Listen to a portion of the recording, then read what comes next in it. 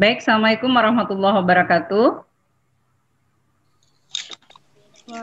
Waalaikumsalam warahmatullahi wabarakatuh. Ya, alhamdulillahirrahmanirrahim.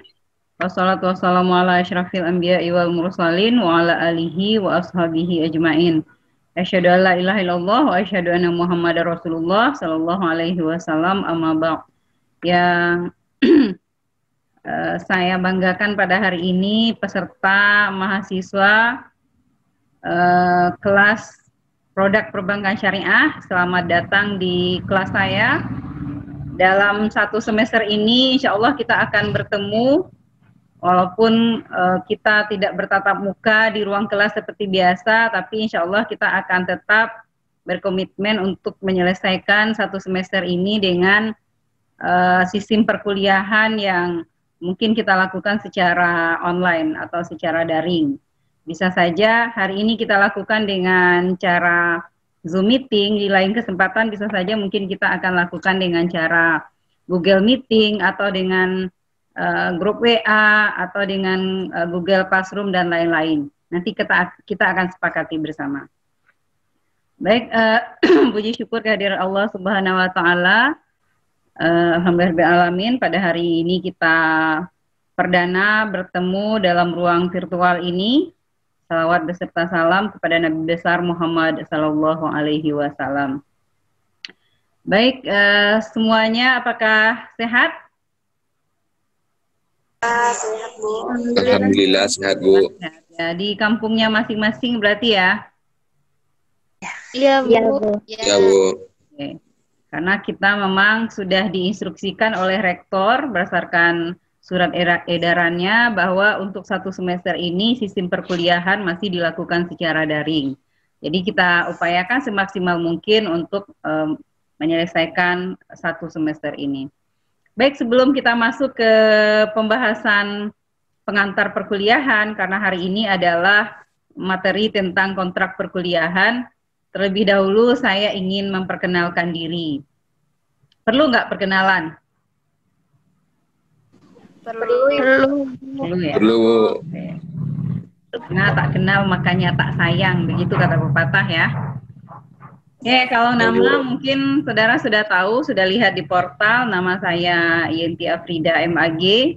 Background pendidikan dulu sekolahnya dari tamat SD masuk pesantren di Sumatera Tawali Parabe Bukit Tinggi. Nah, itu 6 tahun di Parabe. 6 tahun di Parabe, lanjut ke S1 di IAIN Imam Bonjol Padang dengan jurusan muamalah. Dulu masih geratralisasi. Baik, mungkin beberapa kali pertemuan nanti saya akan hantarkan saudara dulu karena kita masuk ke mata kuliah produk perbankan syariah. Produk perbankan syariah ini pada dasarnya adalah mata kuliah lanjutan dari fikih muamalah. Karena semua produk perbankan syariah itu diambil dari skim-skim fikih muamalah. Jadi apa yang teraplikasi di perbankan syariah itu akad-akadnya ada di fikih muamalah. Saya share screen terlebih dahulu.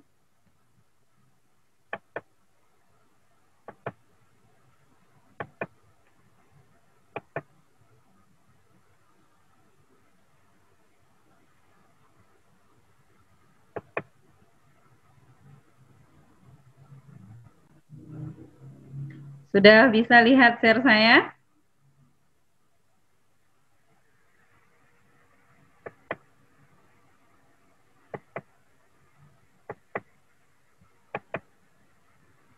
Belum, Bu. Belum keluar ya? Belum, Bu. Udah, Bu. Udah? Udah jelas, Bu. Jelas, Bu. Tapi blur, Bu. Ngeblur gitu, Bu. Blur ya? Blur. Iya, blur, Bu. Besar. Terlalu Blur, besar apa jelas, terlalu Bu. kecil? Ya, Bu. Terlalu kecil, Bu. Terlalu Kecil, Bu. Saya coba besarkan. Oh gini? Gimana? Masih, Bu. Masih, Bu. Masih jelas. Tuh. Masih blur? Masih, Bu. Masih ya. memang dia RPS ini mungkin saya tidak bisa juga. Masih blur, Bu. Masih blur ya. Kurang Silakan. jelas, Bu. Silakan.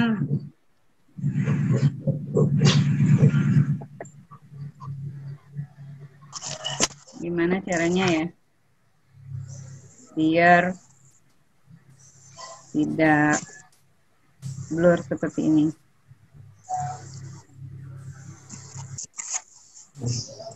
Nggak bisa dibaca sama sekali? Tidak, Bu. Tidak, Bu. Coba saya share lagi.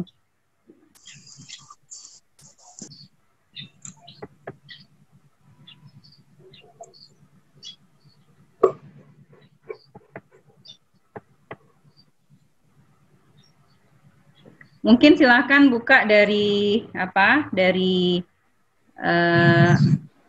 WA group yang saya sudah share kalau memang tidak jelas ini. Nggak bisa dibaca kah? Tidak, Bu. Masih, Bu. Masih blur. Masih blur ya. Mungkin memang tidak bisa. Ya udah kita lanjutkan saja karena saya sudah kirim ke grup saudara. Baik, kita akan jelaskan silabus yang akan kita bahas dalam satu semester ini. Nama mata kuliah ini adalah perbankan syariah, produk perbankan syariah, muatannya 2 SKS. Silakan buka dari grup WA-nya masing-masing. Nah, deskripsi mata kuliah ini adalah produk perbankan syariah merupakan mata kuliah yang diberikan kepada mahasiswa program studi perbankan syariah pada semester ketiga. Mata kuliah ini memberikan pemahaman kepada mahasiswa tentang jenis produk yang ditawarkan oleh bank syariah. Jenis produk bank syariah yang akan dibahas pada mata kuliah ini terdiri dari 3. Ada 3 jenis kegiatan usaha bank syariah. Yang pertama adalah funding, menghimpun dana dari masyarakat. Yang kedua adalah lending, menyalurkan kembali dana tersebut kepada masyarakat. Kemudian adalah financing, memberikan pembiayaan, pembiayaan dengan akad-akad yang sesuai syariah. Yang ketiga adalah service. Service itu adalah jasa yang diberikan oleh bank syariah kepada masyarakat atau kepada nasabah. Nah, desain mata kuliah ini, yang pertama saya akan masuk dulu mengantarkan saudara bagaimana sejarahnya perbankan syariah di Indonesia. Jadi kita jemput kembali mungkin pelajaran yang sudah dibahas pada 1 tahun di semester 1 dan 2 kemarin. Kemudian saya akan jelaskan akad-akad bank syariah itu sendiri, apa saja akad-akadnya secara keseluruhan. Kemudian yang paling penting adalah dasar dari perbankan syariah itu adalah bagaimana konsep bunga dan riba yang ingin kita tinggalkan dari konsep konvensional. Kenapa selama ini masyarakat merasa aman-aman saja? Kenapa baru tahun 92 lahir bank syariah di Indonesia? Nah, itu perlu kita kaji kembali sehingga bisa mendudukkan terlebih dahulu sebelum masuk ke produk perbankan syariah, saudara harus paham terlebih dahulu filosofi dari perbankan syariah itu sendiri. Ya, jadi tidak ada lagi yang mengatakan, oh sama saja bank syariah dengan bank konvensional. Nah, sementara saudara prodinya adalah prodi perbankan syariah. Maka harus ditanamkan terlebih dahulu paham bahwa konsep bunga itu adalah riba dan riba itu adalah haram. Maka kalau dalam mengajar di Fakultas Ekonomi dan Bisnis Islam, selalu saya katakan, ayo hijrah ke bank syariah. Ayo tinggalkan bank konvensional. Nah, saat ini kita sudah memiliki banyak pilihan bank syariah, mau mereknya bank apa saja silahkan. Tapi yang jelas dia bank syariah. Maka mulai dari kita. Nah, saat ini market share perbankan syariah itu masih di kisaran 6%. Data Maret 2020 dari OJK 5,99%. Ini kan menjadikan. Nah, kenapa perbankan syariah di tengah-tengah mayoritas masyarakat muslim di Indonesia, tapi market share-nya masih sangat kecil dibandingkan dengan perbankan konvensional. Kita masih di kisaran 6%. Kenapa? Karena salah satunya adalah masyarakat muslim itu sendiri tidak mendukung tumbuh kembangnya perbankan syariah. Hanya 6%-nya baru yang mendukung. Sementara 84%-nya masih berada di konvensional. Nah, kalau saya tanya kepada saudara, berapa orang yang sudah memiliki tabungan, memiliki rekening di bank syariah? Nah, berapa orang kira-kira? Coba, siapa yang sudah punya rekening bank syariah?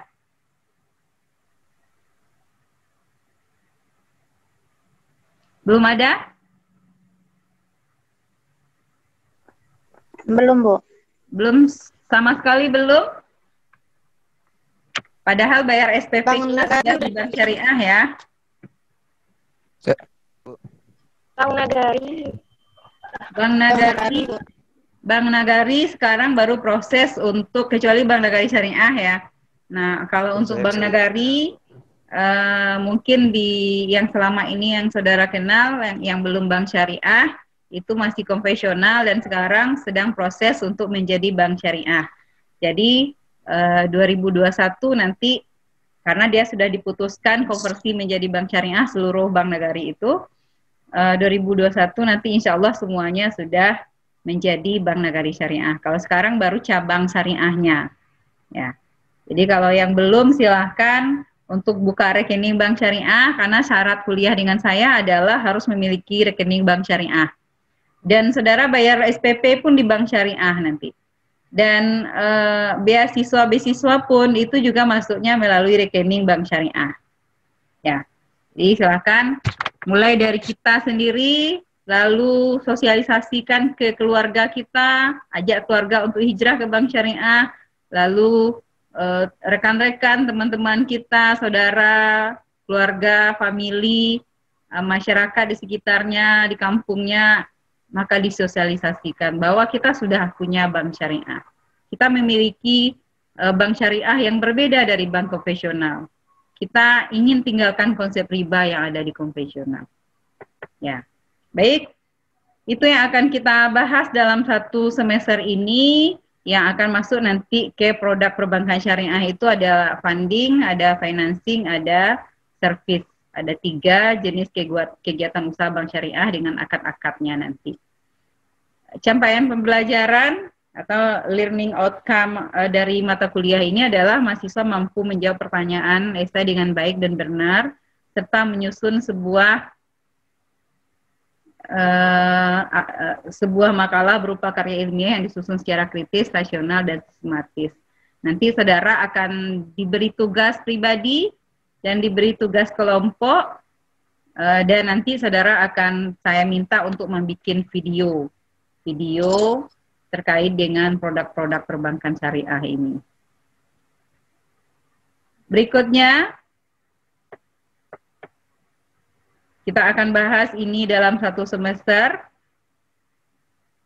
Ini sudah ada, saya kirim di grup saudara, silakan untuk dipelajari.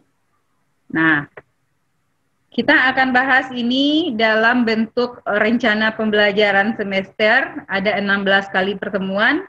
Pada hari ini kita mulai perkuliahan dengan perkenalan dan pendahuluan. Saya ingin mengantarkan saudara untuk mata kuliah pengenalan produk bank syariah ini.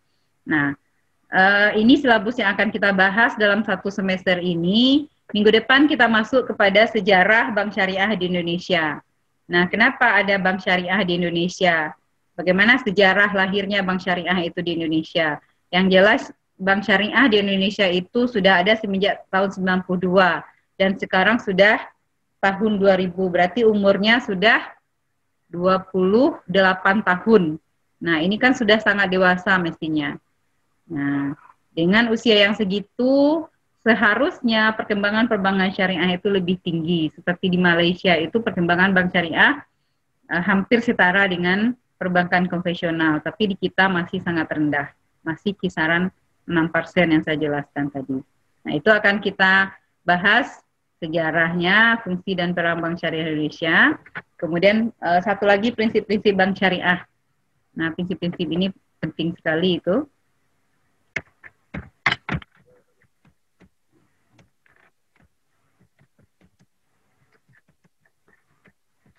Nah,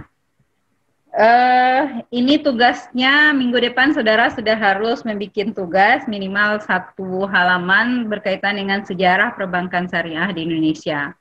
Jadi minggu depan saudara sudah punya tugas pribadi, ditulis tangan atau diketik silahkan saja, nanti dikirim ke Google Classroom. Jadi saya akan bikinkan Google Classroom dan semua tugas-tugas itu masuknya di Google Classroom. Ya. Jadi sudah ada tugas yang dikerjakan pribadi, silakan searching di internet, tapi tidak boleh hanya sekedar copy paste. Jadi harus memang dianalisis apa yang mungkin saudara dapatkan, ada referensinya, bisa dipertanggungjawabkan, dan silakan dituangkan menjadi resum makalah sendiri. Yang minggu berikutnya kita akan masuk ke pembahasan konsep bunga dan riba.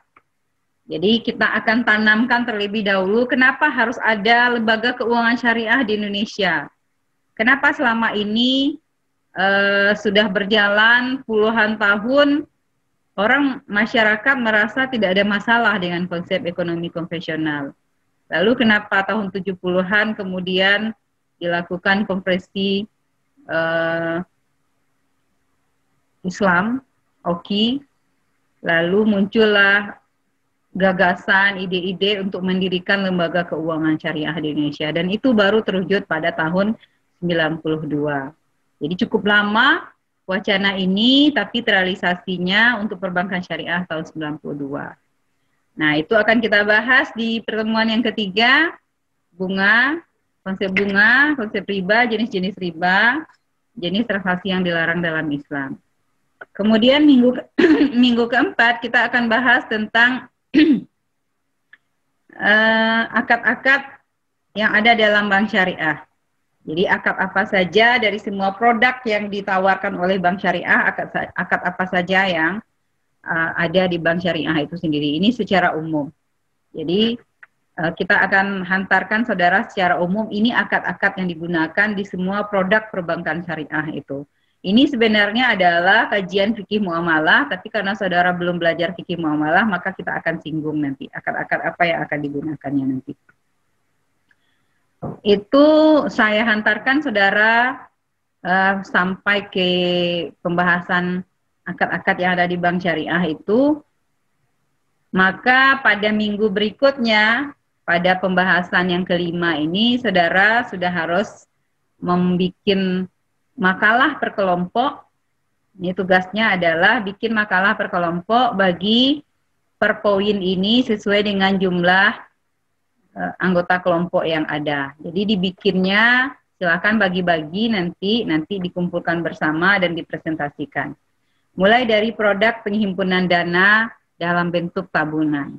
Jadi kalau di bank syariah produk funding itu ada 3, ada tabungan, ada giro, dan deposito. Kita akan bahas itu dalam 3 kali pertemuan. Tabungan, mulai dari pengertian tabungan, fungsi dan manfaat tabungan, jenis-jenis tabungan, konsep tabungan dalam Islam, tabungan dengan akad wadiah dan mudharabah. Jadi di bank syariah itu tabungan, kalau nama-nama tabungannya itu berbeda antara satu bank dengan bank lainnya. Misalnya Bank Nagari ada Sikoci misalnya. Ada tabungan mabrur misalnya di bank BSM dan lain-lain, itu terserah namanya. Tapi biasanya akad yang digunakan untuk tabungan itu ada 2. Satu akad wadiah, yang kedua adalah akad mudharabah. Nah, apa bedanya? Kalau akad wadiah, nasabah menabung, konsepnya adalah menitipkan uangnya di bank syariah. Maka nasabah tidak memperoleh bagi hasil, tidak memperoleh keuntungan. Kecuali bank ingin membagi keuntungan ketika uang nasabah itu digunakan, dikelola dengan baik, lalu nasabah mendapatkan bonus. Tapi bonus itu juga syaratnya tidak boleh diperjanjikan di awal oleh pihak bank. Jadi berapa dia misalnya menabung dengan akad wadiah, uangnya 100 juta, berapa bagi hasilnya? Nggak bisa ditanyakan seperti itu, karena konsepnya dia tidak ada keuntungan. Tapi bank boleh memberikan bonus. Nah, kalau akadnya mudharabah, di awal ketika nasabah datang itu, nasabah sudah diberitahu bahwa nasabah memperoleh bagi hasil sekian persen yang dinyatakan dalam bentuk nisbah bagi hasil. Jadi ada nisbah yang sudah ditetapkan 60-40 atau 50-50, itu tergantung kepada kesepakatan yang dilakukan. Nah, berikutnya konsep funding adalah produk penghimpunan dana dalam bentuk giro. Nah, beda halnya dengan tabungan. Kalau giro itu tabungannya bisa diambil kapan saja dan bisa ditarik menggunakan cek dan biliar giro. Jadi pengusaha-pengusaha itu biasanya kalau mau membayar transaksi dalam jumlah besar itu tinggal menulisnya di selembar cek ditandatangani dan itu dibawa ke bank. Itu laku sebagai alat pembayaran yang sah. Ya. Jadi pakai cek. Saudara lihat orang tulis cek itu adalah alat pembayaran yang sah. Yang ketiga adalah produk funding dalam bentuk deposito. Deposito itu tabungan berjangka yang pengambilannya hanya bisa dilakukan di jadwal-jadwal yang sudah ditetapkan. Kalau itu dilanggar, maka ada konsekuensi. Biasanya ada penalti, hilangnya kesempatan memperoleh bagi hasil misalnya. Itu deposito. Jadi kalau tabungan dan giro itu bisa diambil kapan saja nasabahnya mau, bisa diambil dengan ATM misalnya di tabungan, tapi kalau deposito dia mengambilnya memang berjangka. Ya, ada 6 bulan, 1 tahun, 2 tahun, dan lain sebagainya. Nah, setelah itu kita akan ujian tengah semester, sistemnya nanti kita akan sampaikan. Berikutnya kita akan bahas tentang produk lending atau penyaluran dana.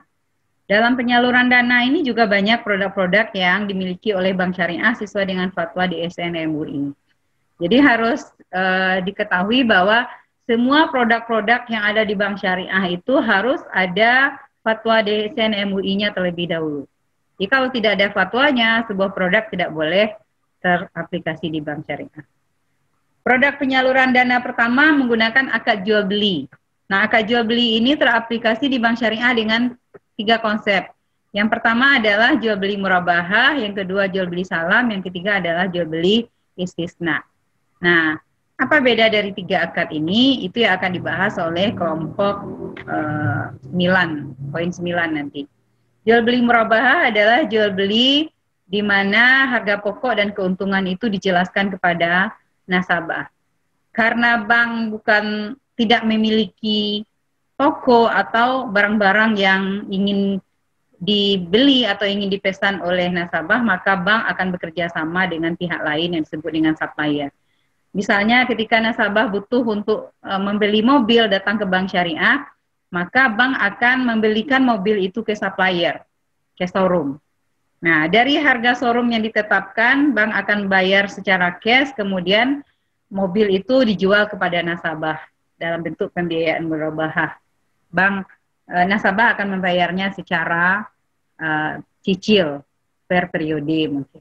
Lalu bank akan menetapkan harga tentu di atas harga yang ditetapkan oleh showroom. Di konsepnya adalah jual beli yang mengambil keuntungan dari harga pokok pertama. Nah, yang kedua adalah jual beli salam.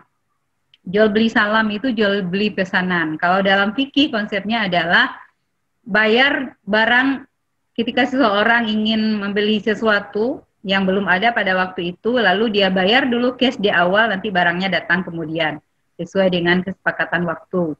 Nah, konsep awalnya adalah pesan barang yang belum ada, lalu serahkan dulu uang cash. Biasanya kalau di perbankan syariah ini teraplikasi dalam bentuk produk pertanian. Ada nasabah perbankan syariah datang untuk minta pembiayaan pertanian misalnya, maka bank akan membeli produk pertanian itu, bayar di awal cash dengan jumlah, dengan kualitas dan kuantitas yang sudah dijelaskan di awal, kemudian bank bayar di awal, lalu ketika barang itu sudah selesai, sudah ada hasil, lalu barang itu kemudian dijual oleh pihak bank kepada pembeli berikutnya, mungkin kepada Bulog atau kepada supplier dan lain-lain sebagainya. Nah, yang ketiga adalah konsepnya jual beli istisna. Jual beli istisna itu adalah jual beli pesanan, akan tetapi sistem pembayarannya biasanya dilakukan secara berkala. Biasanya bank akan minta DP di awal, kemudian setelah barang datang akan dibayar cash atau dibayar cicil per bulan. Itu 3 konsep jual beli yang dilakukan oleh bank syariah. Berikutnya kita bahas pembiayaan dengan akad sewa. Nah, akad sewa itu adalah akad yang biasa dilakukan oleh masyarakat. Ada 2 konsep sewa dalam aplikasinya di perbankan syariah. Yang pertama adalah ijarah murni, sewa murni. Misalnya ketika nasabah ingin membuka usaha, sudah punya modal untuk usaha, tapi belum punya modal untuk sewa ruko, maka datang ke bank syariah untuk minta disewakan sebuah ruko. Konsep sewa seperti ini, bank akan menyewakan ruko sesuai dengan keinginan nasabah, lalu ruko yang sudah disewa oleh pihak bank itu kemudian disewakan kepada pihak nasabah, tentu dengan harga yang berbeda dari sewa kepada pemilik ruko itu sendiri. Nah, yang kedua konsepnya adalah ijarah muntahiyah bitamlik atau IMBT. Kalau tadi konsepnya sewa itu berakhir kepemilikan manfaat setelah masa sewa habis, kalau harga rukonya 20 juta dalam 1 tahun, kalau sudah habis 1 tahun rukonya kembalikan lagi. Tapi kalau dalam IMBT, ekspektasi orang menyewa itu adalah ingin memiliki objek yang disewa pada akhir kontrak, tapi dengan akad yang baru. Nah, jadi akadnya akad yang baru. Ada 2 opsi yang ditawarkan. Yang pertama adalah akad jual beli ketika ekspektasi keuntungan yang diharapkan oleh bank belum terpenuhi dari harga pembayaran yang dilakukan oleh nasabah pada setiap bulan. Atau opsi kedua dengan cara hibah. Hibah itu kalau bank sudah memperoleh ekspektasi keuntungan dengan selama masa sewa itu keuntungan yang diinginkan oleh bank sudah terpenuhi, maka di akhir kontrak bank tinggal menghibahkan objek yang disewa tadi. Jadi dia akadnya akan baru. Ya, jadi 2 opsi.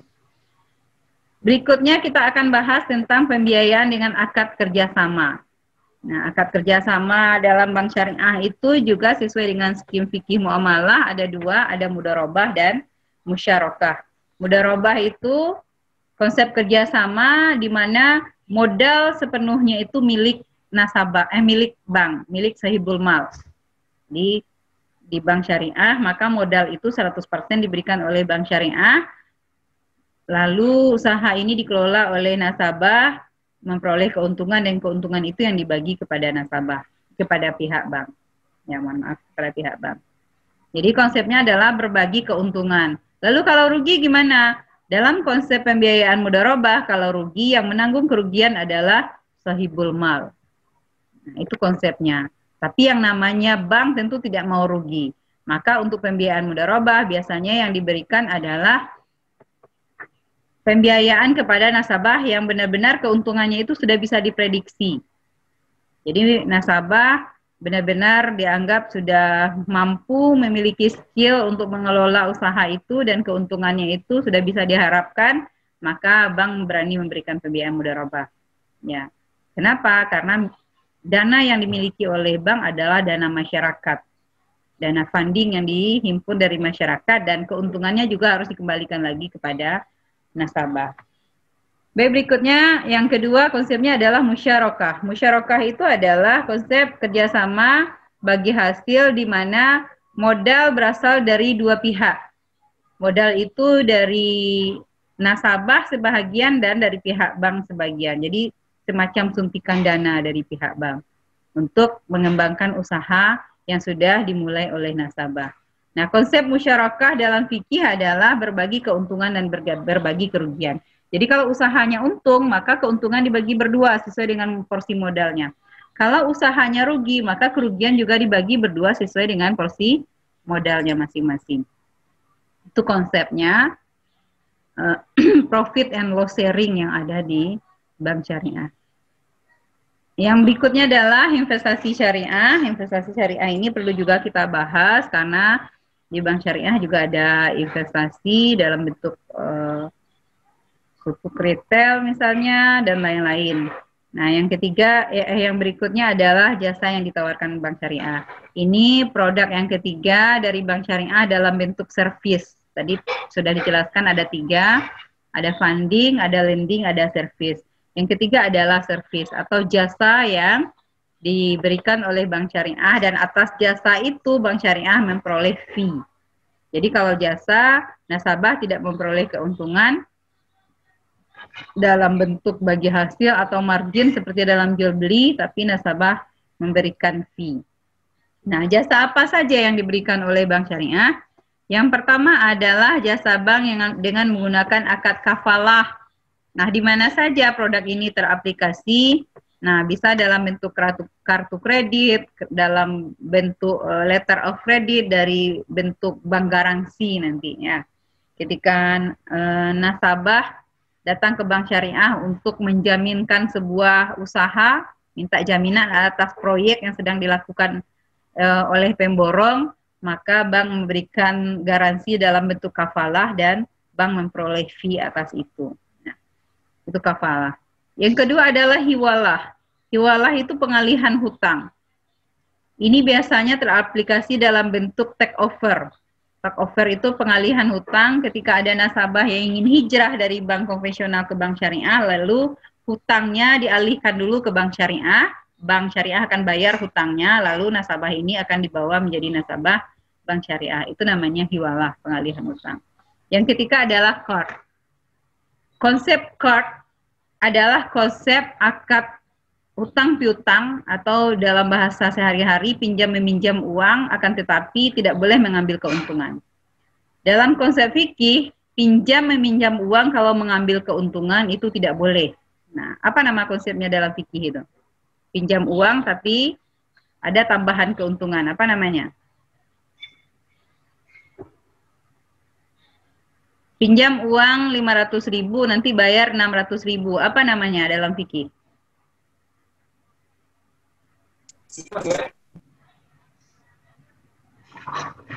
Boleh nggak itu? Pinjam uang 500.000 tapi bayarnya nanti 600.000 ya, gitu. Boleh nggak? Nggak boleh. Nggak boleh. Kenapa nggak boleh? Riba. Nah, karena riba. Nah, tadi kan kita harus tanamkan dulu di awal. Minggu berikutnya saya akan jelaskan bagaimana konsep riba, bagaimana bahayanya riba itu. Nah, ketika konsepnya adalah hutang piutang, meminjamkan uang, maka tidak boleh diambil ada kelebihan. Meskipun kelebihannya itu 100.000 misalnya. Ada temannya yang terdesak dalam keadaan tidak ada uang, sementara dia harus bayar uang kos, lalu pinjam ke teman sekamarnya. Pinjam dulu uangmu 500.000 ya untuk bayar uang kos. Nah, lalu oleh temannya, oke, nggak apa-apa saya pinjamkan, tapi bulan depan bayarnya 550 ya. 50.000-nya itu adalah riba. Dan riba itu hukumnya apa? Haram. Riba haram. Haram. Ya, riba itu hukumnya haram. Jadi jangan sampai mengambil keuntungan dari pinjam meminjam. Meskipun keuntungannya itu dengan dipersyaratkan di awal, oke, saya pinjamkan 500.000, tapi seminggu ini saya ditraktir makan lontong ya, boleh nggak? Nggak. Tetap Nggak boleh. Nggak boleh, karena mengambil keuntungan dari konsep meminjamkan tadi. Oke, itu konsep yang akan kita bahas. Konsep qard itu pada dasarnya di Bank Syariah hanyalah akad pelengkap yang teraplikasi dalam bentuk qardul hasan. Pinjaman lunak tanpa ada keuntungan apapun. Itu namanya qardul hasan. Ya, dan itu hanya diberikan kepada nasabah yang benar-benar loyal, yang menurut pihak bank kriteria nasabah ini bisa diberikan qardul hasan. Nah, berikutnya produk jasa yang ditawarkan oleh Bank Syariah dalam bentuk mohon maaf tadi terlangkaui satu, dalam bentuk SAF ya. SAF itu valuta asing. Valuta asing itu kita kembali lagi ke 13 ya. Tadi tertinggal tadi. Yang nomor 13 itu jasa yang diberikan oleh Bank Syariah adalah penukaran mata uang asing. Kalau kita mau pergi ke luar negeri, maka otomatis kita harus punya mata uang tempat negara kita tuju. Kalau mau ke Singapura, maka kita harus beli dolar Singapura terlebih dahulu, karena uang rupiah kita tidak laku di negara mereka. Ya, walaupun di beberapa tempat ada juga, karena kita sama-sama rumpun Melayu ya, tapi secara umum uang rupiah tidak laku di mereka. Atau mau ke Makkah misalnya, orang kalau mau ke Makkah itu dia harus tukar dulu uang rial, ya. Maka mau tidak mau harus berurusan dengan bank atau dengan money changers. Nah, bisa saja money changers ada di mana-mana ya, ada di kalau di Padang itu di Bypass ada, di toko murni ada, di Pangeran Hotel Pangeran ada, atau datang ke bank yang memang bank valuta. Nah, itu juga bisa. Selama dia bank valuta, maka menyediakan tukar-menukar mata uang asing. Bawa uang rupiah kita dan kemudian bawa uang yang kita tukarkan langsung. Syaratnya adalah harus cash, dia tidak boleh utang. Dia tidak boleh, dia harus kontan. Nah, yang kedua adalah konsepnya jasa yang ditawarkan itu adalah rohan. Rohan itu adalah gadai. Bank syariah juga memiliki produk gadai emas namanya. Gadai emas itu adalah ketika ada nasabah memiliki emas tapi tidak ingin menjualnya, bawa ke bank syariah, dapat pinjaman uang, tapi bank tidak boleh menetapkan keuntungan dari pinjaman uang. Lalu apa caranya bank memperoleh keuntungan? Karena bank adalah lembaga profit oriented, lembaga yang mencari keuntungan, maka caranya adalah bank mengambil keuntungan dari biaya penitipan atas emas yang dijaga, yang menjadi jaminan di bank syariah. Jadi biaya perawatan atas emas yang menjadi jaminan itu, maka bank memperoleh biaya titip atas itu, ada ujroh atas itu. Baik, itu untuk jasa ada 2 kali pertemuan kita bahas. Servisnya bank syariah, ada saf, qard dan rahan. Kemudian ada kafalah, hiwalah, dan satu lagi adalah wakalah. Tadi terlangkaui ya, mohon maaf. Nah, wakalah itu adalah perwakilan. Pada saat-saat tertentu, nasabah tidak bisa melakukan sendiri sebuah pekerjaannya, lalu itu dilakukan oleh bank syariah sebagai wakil atas nasabah. Nah, atas jasa bank itu, kemudian bank memperoleh fee atas itu. Nah, wakalah ini biasanya teraplikasi dalam bentuk kartu kredit atau kalau untuk produk pembiayaan murabahah ada nanti murabahah bil wakalah dan akad-akad lainnya. Nah, yang terakhir nanti kita juga perlu bahas tentang fintech, financial technology. Ini aplikasi yang marak di tengah-tengah masyarakat. Masyarakat bisa mendapatkan pinjaman uang tanpa ada jaminan, tanpa ada analisis 5C, tanpa harus survei ke rumah-rumah masyarakat, melalui aplikasi online saja, namanya pinjol, pinjaman online, itu masyarakat bisa dapat uang saat itu juga. Tapi resikonya lumayan besar. Ya, pernah masuk ke HP saudara mungkin? Pernah masuk dari HP-nya menawarkan pinjaman, saat ini juga bisa cair, hanya dengan fotokopi KTP dan KK. Nah, konsekuensinya adalah bunganya yang lumayan besar. Kalau dia tidak dibayar sesuai dengan waktu, maka bunga itu kembali akan menjadi berbunga. Sehingga tidak jarang dalam kasus ada saat ini sedang menjadi sengketa, pinjamannya hanya 4 juta, tapi hutangnya sudah menumpuk menjadi 30 jutaan. Ini luar biasa ini. Jadi hati-hati berurusan dengan konsep seperti itu kalau tidak paham. Ya. Nah, kemudian sekarang juga sudah ada terdata di OJK itu fintech syariah. Silakan saudara bahas itu. Itu 16 kali pertemuan yang akan kita lalui insya Allah dalam 1 semester ini. Bobot penilaian ini sudah saya jelaskan di dalam di dalam makalah, di dalam RPS yang saya sudah share di grup saudara. Ada kehadiran, ada resum dan tugas individu, ada tugas kelompok, ada UTS dan UAS. Untuk kehadiran ini sebenarnya ini adalah syarat administrasi. Saudara semenjak semester 1 itu sudah tahu, kehadiran kita itu dipantau melalui portal akademik. Jadi di portal itu kita akan dilihat kehadirannya, kehadiran yang ditoleransi, ketidakhadiran yang ditoleransi itu hanya 4 kali pertemuan. Dan itu kalau bagi saya, nah kalau kuliah dengan saya, itu hanya dibolehkan dalam keadaan darurat saja. Jadi jangan sampai toleransi itu dipergunakan sementara tidak ada pentingnya. Kalau tidak ada halangan yang benar-benar halangan syarak ya, tidak ada halangannya untuk tidak hadir, maka jangan pernah tidak masuk kuliah.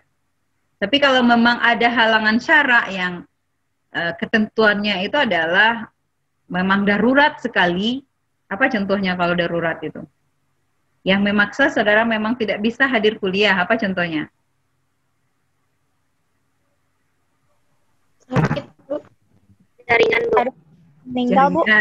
Jaringan ya, jaringan itu bisa dikomunikasikan. Ya, nanti sampaikan. Nah, ada halangan yang benar-benar saudara nggak bisa hadir untuk kuliah, misalnya ada kemalangan, sakit yang memang tidak bisa untuk dihindari ya. Tapi kita berharap semua saudara sehat dalam selama perkuliahan, kita sehat-sehat saja, dijaga nutrisinya, dijaga kesehatannya, jangan begadang, jangan sampai kelelahan sehingga kita bisa fit terus ya, mudah-mudahan. Nah, kalau tidak ada halangan syarak yang benar-benar mengharuskan saudara tidak kuliah, silakan dalam 16 kali pertemuan ini kita hadir selalu dalam mata kuliah ini. Bagi saya yang hadir dengan yang tidak hadir itu sangat berbeda sekali. Ya, berbeda orang yang hadir dengan yang hanya sekedar nimbrung-nimbrung saja. Kalau di WA itu kita tidak ketahuan nanti ini mana saudara yang serius, mana yang tidak. Tapi kalau di sini saya bisa lihat wajah saudara mana yang serius, mana yang tidak, mana yang mencatat, mana yang senyum-senyum saja. Saya bisa lihat dari sini walaupun saudara sedang ada di kampungnya masing-masing ya.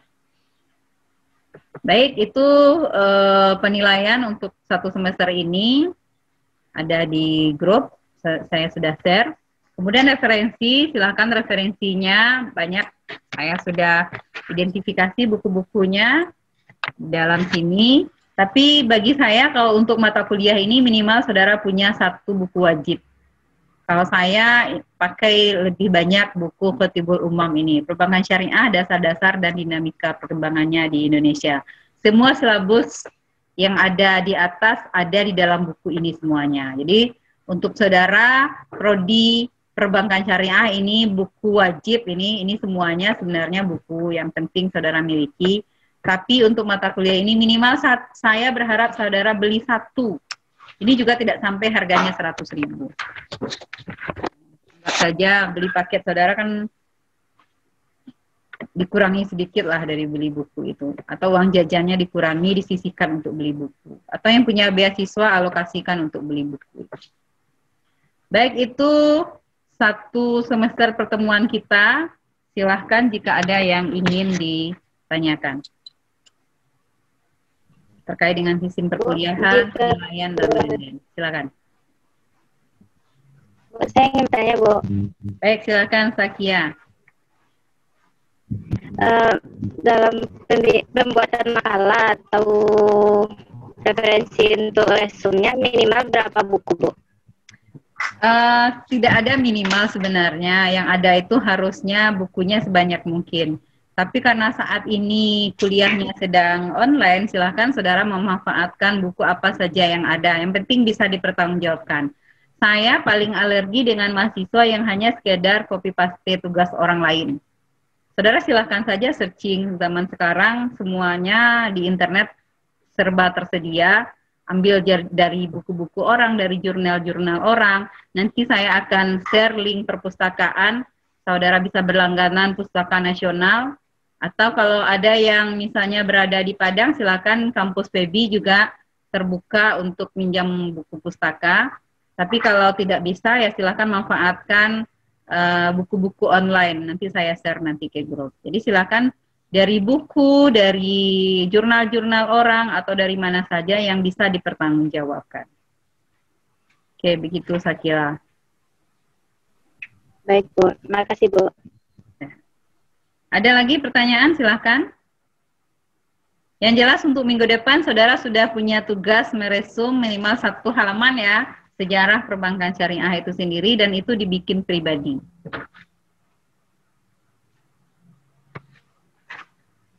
Oke, ada lagi? Semacam folio, Bu. Boleh di folio atau diketik juga boleh selama tidak copy paste tadi.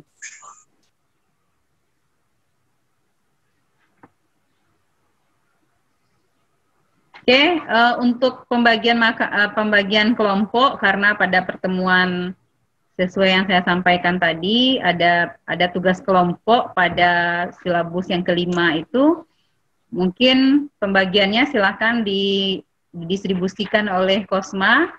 Boleh tahu siapa ketua Kosmanya di sini? Rehan, Bu. Rehan. Rehan, Bu. Silakan Rehan, nanti dibagi kelompoknya mulai dari materi tabungan tadi, produk funding di bidang tabungan tadi. Nah, silakan bagi sampai ke bawahnya, mungkin ada sekitar 10 kelompok ya. Nah, 10 itu silakan dibagi teman-temannya, dan teknisnya nanti kita bicarakan melalui WA Group. Baik, Bu. Baik, silakan kalau ada lagi.